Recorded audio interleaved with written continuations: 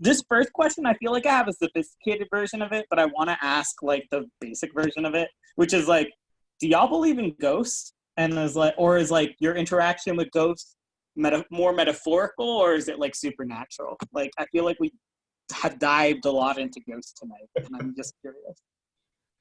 Do you mean in like the Patrick Swayze sense, or what are we talking here? What's the? I mean, what are ghosts to you? It's very funny because once at before a reading, like a few years ago, there was a whole conversation about ghosts and between writers, and some were very strongly against ghosts. Some were big believers in ghosts, but it was a very memorable exchange. So they were anti-ghost. What? Anti-ghost? They didn't want... yeah, there was somebody who like banged on the table even about the ghosts. Yeah, Adam Tedesco was there, who's here right now. So yeah. Anti-ghost, Adam? Are you? Adam, how do you feel about ghosts? I'm pro-ghost. I welcome them.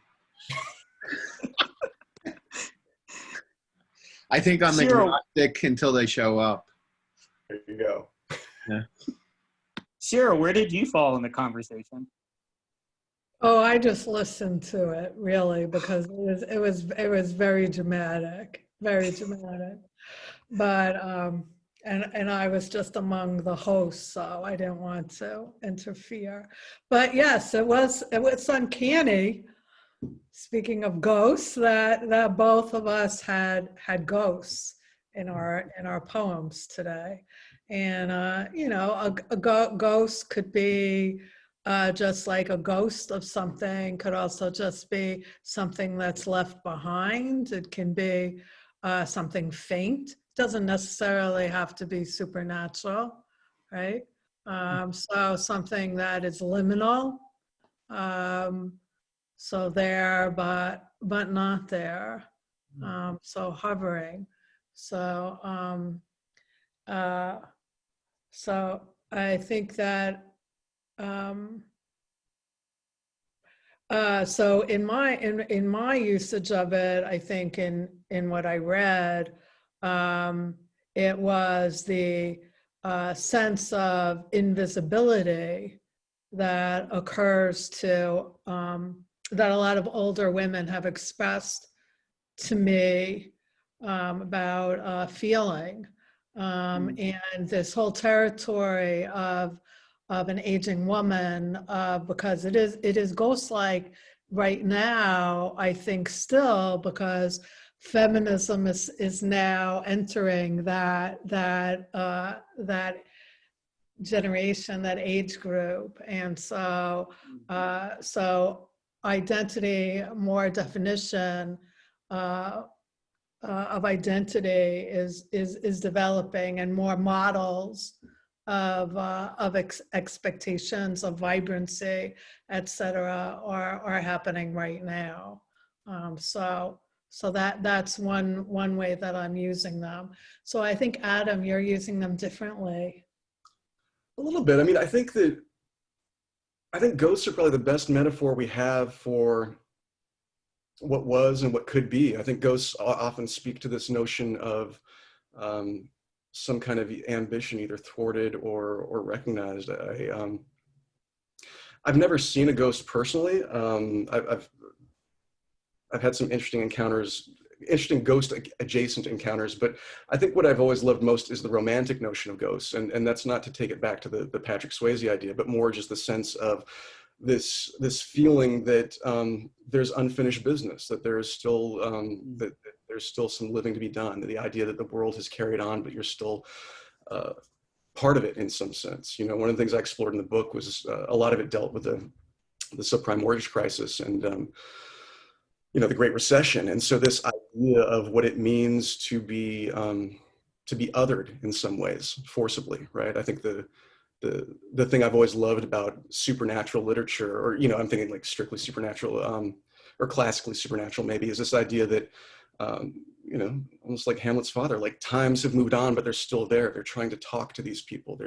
They've been left behind and they don't even realize that they're ghosts in that sense. I think that we're often, I think that's a very common experience, particularly now that we're digital in that way, to an even greater extent, what makes for agency in this world.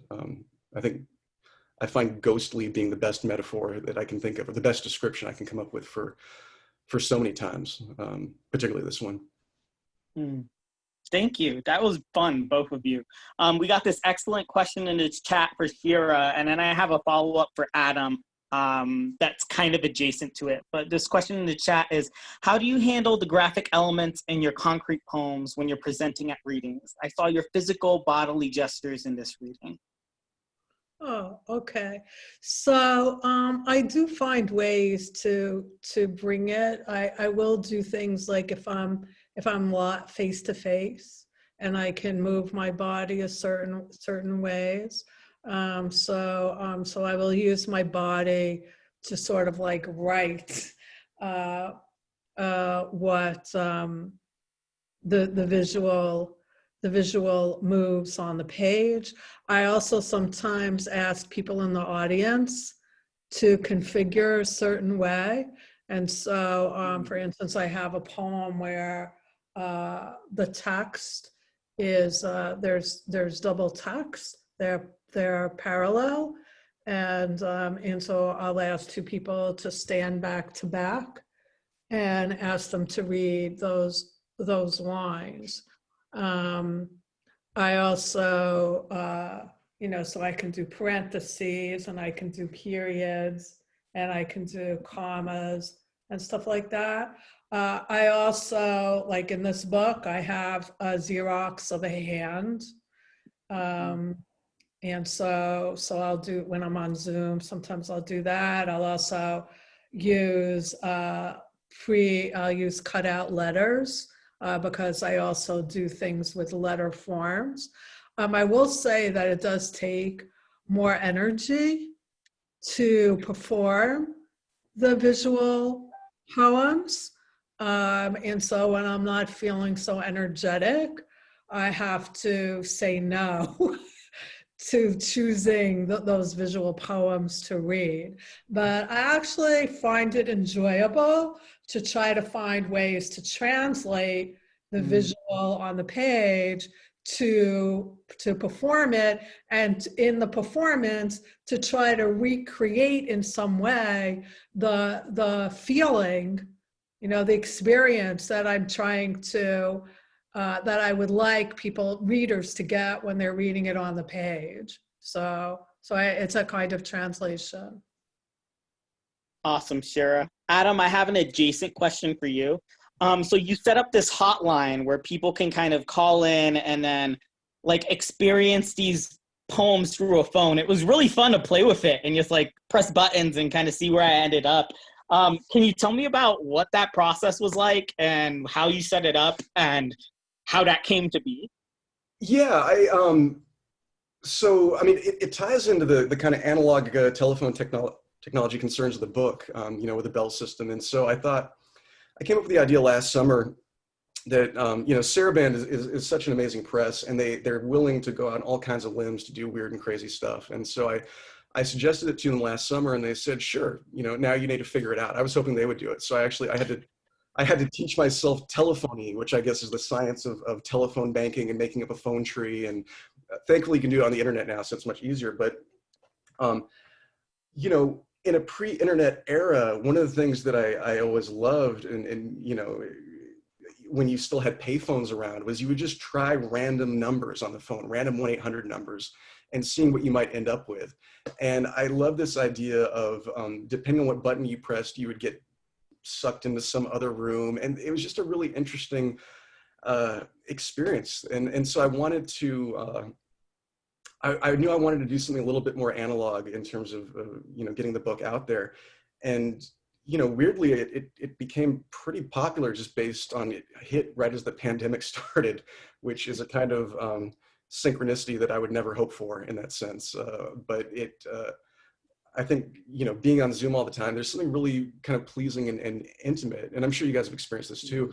There's something so deliciously intimate about having a phone call with someone now and not having to look at them. It's almost a pleasure not having to look at people. And that's not to say that you aren't nice to look at. It's just that there's so much visual culture in our faces right now that, you know, I know for myself, I've been teaching remotely since March, and I just have facial dysmorphia now. I mean, like there's no notion of what normal it looks like anymore in that sense. And so, yeah, I wanted to have some fun with, I wanted the hotline to be like an extension of the book too, so companion to it. So, you know, I tell some ghost stories on there. There's some things on there that are exclusive only to the hotline itself.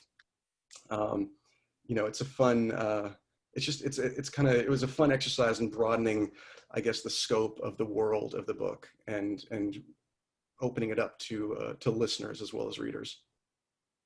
Thank you, Adam. And if you haven't played around with that phone like feature yet, you should be able to find it if you go to our Facebook page. I have another question for both of you that kind of has to do with myth. So Shira, how did you land on the figure of the Sisyphusina? What kind of imaginative leaps took you there? I don't really remember how I got onto it, except that I'm very into equal opportunity. And there was no, you know, Sisyphus says that there needs to be equal opportunity in existentialism as well, right? So I don't really remember how I got to that, but I did. And then once I did, I was like, okay, this is pretty cool, and so I wanted to keep on going with it. But it's also like, it made me think what Adam was saying, what you were saying about the phone and the listening.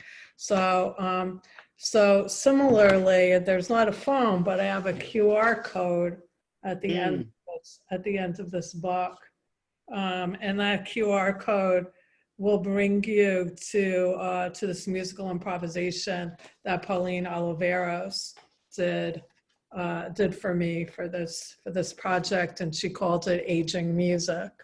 And the last page of the book is also the score that she wrote, an environmental score, and it describes the setting for the improvisation. That's so cool. Amazing. Adam, my version of this question for you is, so I noticed the Lamanites in your poem, and I was like, whoa, there's Lamanites in here. How much does like Mormon mythos kind of impact the book and kind of shape it? A little bit. I think I'm glad you picked up on that, because you know, I think we were in the one place on earth where people would be like, oh yeah, Lamanites, we got that. I think that I'm a non-Mormon, and I think growing up in Utah as a non-Mormon, it offered a very interesting experience. I mean, I was growing up in Utah back in the, you know, mid to late 80s, early 90s, throughout pretty much the whole 90s. And Utah was not nearly the kind of diverse melting pot that you may look at it as being now. And even now, that's kind of a laughable statement, I know. But the idea of Mormon theology from a non-Mormon standpoint was so fascinating in so many ways. You know, I mean, I don't know if you guys are familiar with this, but when you go to public school in Utah and you hit, you know, middle school and high school, they have seminary classes where, you know, if you're a student of the Mormon faith, you can take, you know, courses, you know, across the street for college credit, basically for high school credit. And you know, it was kind of an interesting experience to not be part of that. But I think that there's such a mythology that's wrapped up. I mean, there's so many overlapping mythologies in Utah. If you think about, you know, the native inhabitants mythologies, you think about the Mormon mythologies going into it. You think about the current ones we're creating about the West and what that looked like. You know, I think of, you know, Clive and Bundy would be a recent example of how that mythology has spread out and you know, kind of reached its tendrils into other things. Or, you know, you look at Mitt Romney as another kind of example of that. You know, Colorado City and you know, just all these kinds of wonderful and strange and beautiful stories. It was hard not to have that kind of influence, you know, my headspace in that way. Yeah. Okay, there's a question in the chat. This seems like a follow-up to a question I asked Shira a little while ago. But third, this question, do you refer to it as concrete poetry? So do you refer to what you're doing as concrete poetry, Shira? Some of my poetry is concrete poetry. Others is, I wouldn't necessarily call it concrete poetry. So concrete poetry is, for me, when the thing that I'm trying to conjure is also literally, you know, for instance, a visual poem that I did titled Scale uses the letters of the word scale to enact a sense of scale. You can find that this poem at the Poetry Foundation site if you want to look at it. I have a poem called Pine Cone that's in the shape of a pine cone. So I would call that concrete poetry.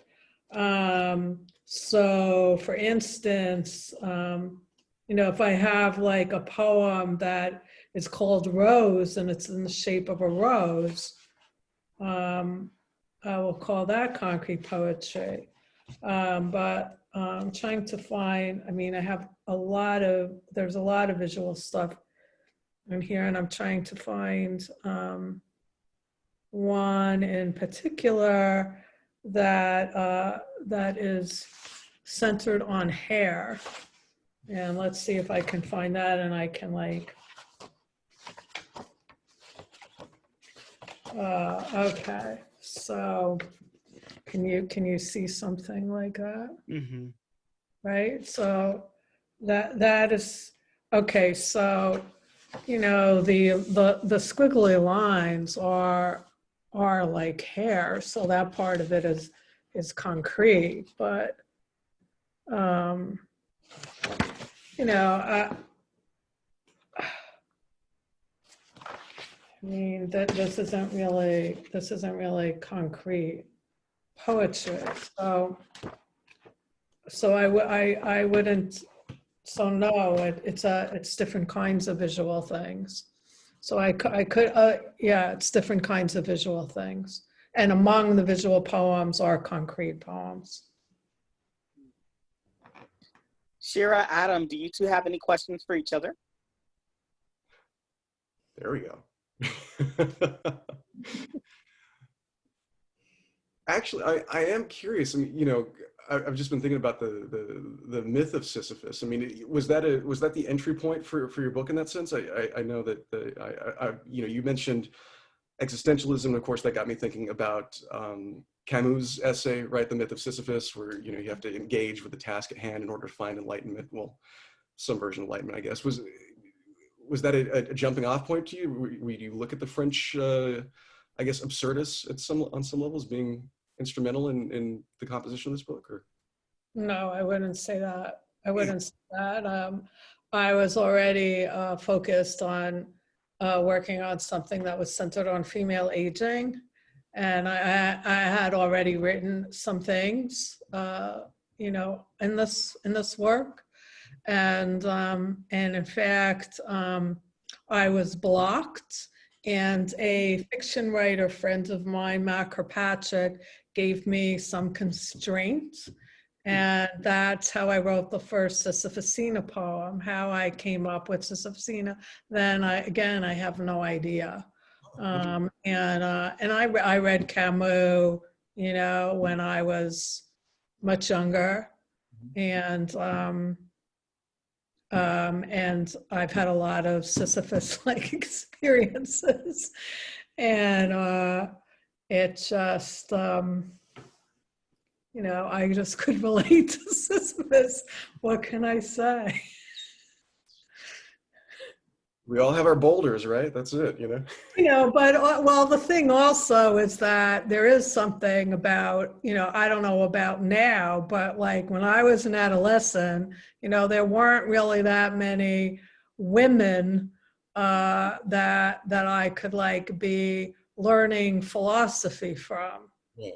you know, and so that was a problem, you know, that was a tension that I felt. And so, yeah, so I just try to, I try to fill in those gaps. Interesting. Thank you. That's interesting. Shira, did you happen to have a question for Adam or not?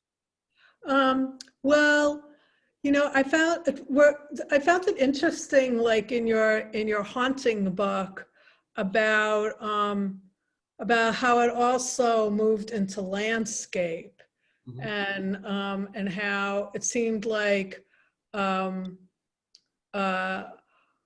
pollution was also something that you like focused on in your imagery.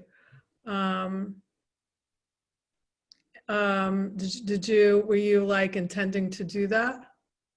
Yeah, I think the book is an environmental one too. I mean, obviously the specter of global warming and climate change looms large over all of us. I mean, that's a haunting proposition in that sense. Yeah. That kind of,